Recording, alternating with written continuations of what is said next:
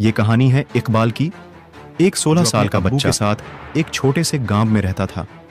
इकबाल के पिता बीमार थे, इसलिए इकबाल को ही काम करके घर चलाना पड़ता था।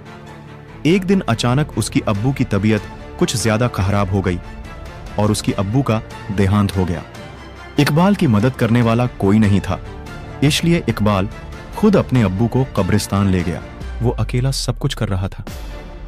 कब्र खोदते शाम से रात हो गई, उसे कुछ पता ही नहीं चला।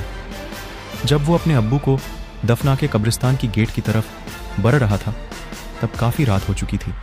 हवा भी तेज चलने लगा था। अचानक इकबाल को किसी ने पीछे से आवाज दिया, इकू।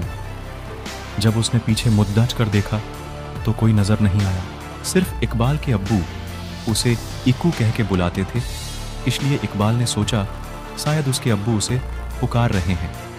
पर जब इकबाल ने जोर जोर से अब्बू अब्बू कहकर पुकारा, फिर भी कोई जवाब नहीं आया। तब वो डर गया और जल्दी जल्दी गेट की ओर बढ़ने लगा। लेकिन जैसे ही इकबाल गेट के नजदीक पहुंचा, अचानक गेट बंद हो गई। वो एकदम से घबरा गया। कब्रिस्तान की दीवारें और गेट इतनी ऊंची थी कि वो उसे किसी भी तरह पार नहीं कर सकता था।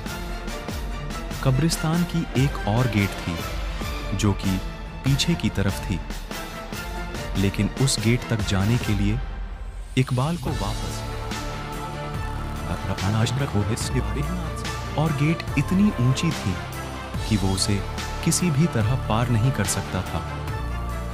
कब्रिस्तान की एक और गेट थी जो कि पीछे की तरफ थी, लेकिन उस गेट तक जाने के लिए इकबाल को वापस कब्रिस्तान के बीच से होकर जाना पड़ता।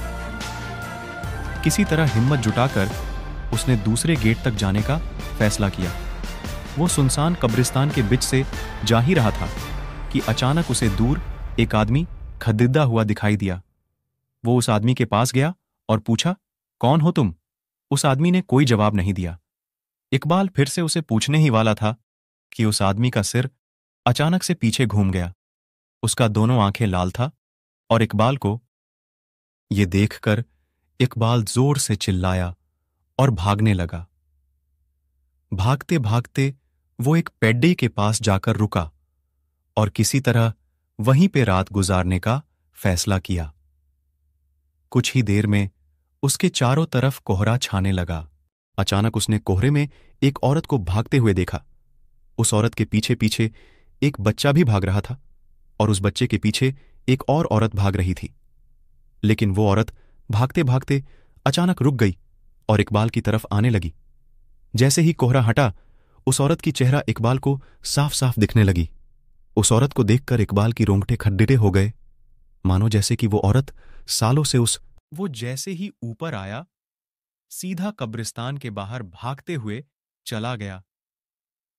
उसे समझ आ गया था कि उसे ऊपर खींचने वाला उसके अब्बू ही था। इसीलिए कहते हैं, जो आपसे सच्चा प्यार करता है वो आपको मरने के बाद भी मदद करता। कहानियां सुनने के लिए चैनल सब्सक्राइब करें